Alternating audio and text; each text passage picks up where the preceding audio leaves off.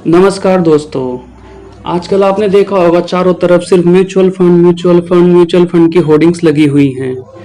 तो आइए जानते हैं आखिर ये म्यूचुअल फंड क्या है और इसमें किस तरीके से इन्वेस्ट करते हैं और इन्वेस्ट करते टाइम आखिर किन किन बातों का हमें ध्यान रखना है। नमस्कार दोस्तों, स्वागत है आपका मेरे चैनल बच के बाबा में, जहां हम आपके जीवन से जुड़ी ऐसी छोटी छोटी बातों को बताते हैं जिन चीज़ों को करने से पहले आपको ध्यान में रखना बहुत ज़रूरी है। तो चलिए शुरू करते हैं म्यूचुअल फंड के बारे में। आखिर क्या है म्यूचुअल फंड? म्यूचुअल फंड एक ऐसे फंड हैं जिसमें आप डायरेक्ट शेयर मार्केट में इन्वेस्ट ना करके आप किसी एक ब्रोकर के थ्रू आपके सारे पैसे छोटे छोटे अमाउंट में, जो बहुत सारे लोग किसी एक ब्रोकर को देते हैं, वो ब्रोकर फिर उन्हीं पैसों को शेयर मार्केट में इन्वेस्ट करता है और फिर उस इन्वेस्टमेंट से हुए रिटर्न्स में वो अपना प्रॉफिट थोड़ा सा रख के फिर बाकी सारे शेयर होल्डर्स को, जिन जिन ने उसमें इन्वेस्ट किया, उनको वापस लौटा देता है। तो म्यूचुअल फंड इसी तरीके से काम करता है। तो आइए अब जानते हैं कि म्यूचुअल फंड में कैसे इन्वेस्ट करते हैं। म्यूचुअल फंड में इन्वेस्ट करने के दो तरीके हैं।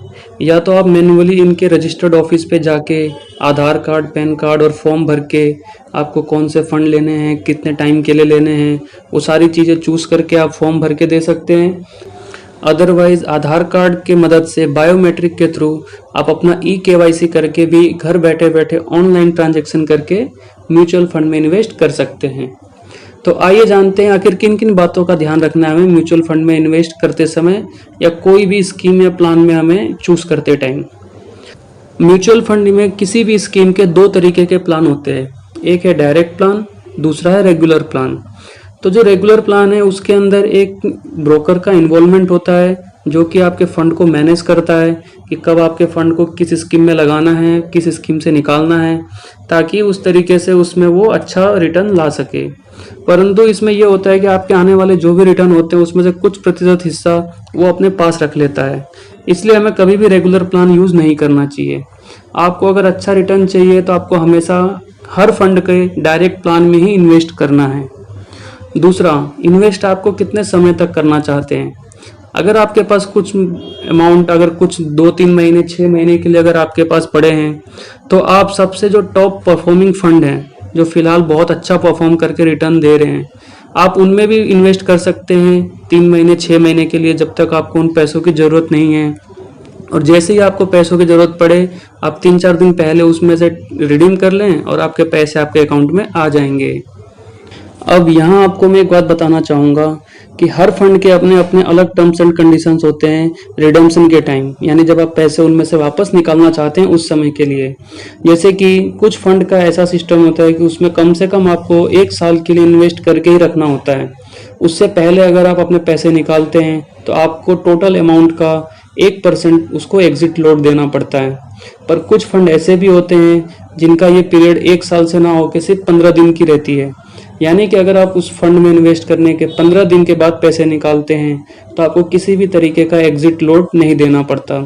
यानी एक तरीके के चार्जेस ही होते हैं जिनको आपको पे नहीं करना पड़ता। तो अगर आप कोई भी इन्वेस्टमेंट अगर शॉर्ट टर्म के लिए करना चाहते हैं, जैसे 2 महीने 3 महीने, तो आपको ऐसे ही प्लान चूज करने चाहिए जिसके टर्म्स एंड कंडीशन में एग्जिट लोड का टाइम पीरियड 15 दिन या फिर 20 दिन या 1 महीना इस तरीके के हो। इस तरीके के भी बहुत से फंड आपको मिल जाएंगे, जैसे ICICI के technology fund, Tata technology fund, जिनकी एग्जिट लोड की मिनिमम लिमिट 15 दिन है। तो आइए अब हम आपको देते हैं बच के बाबा के कुछ 3 महत्वपूर्ण टिप्स।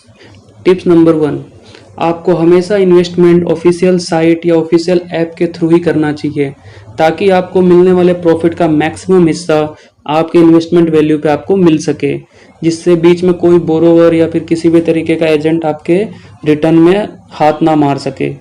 जैसे आजकल जितने भी आपने ऐप देखे होंगे, वो सारे ऐप अपना कुछ ना कुछ कमीशन अपने पास रख लेते हैं और उसके बाद आपके ही पैसों से आने वाले रिटर्न का कुछ हिस्सा आपको लौटा देते हैं।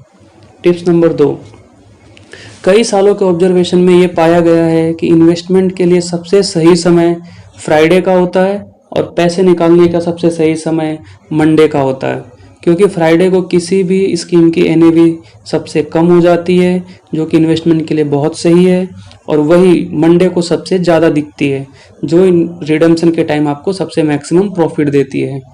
टिप्स नंबर 3, आपको सबसे कम लॉकिंग पीरियड वाले स्कीम में ही इन्वेस्टमेंट करना चाहिए, ताकि आपको ज़रूरत के समय आपका पैसा आसानी से मिल सके बिना किसी एग्जिट लोड का चार्ज पे किए।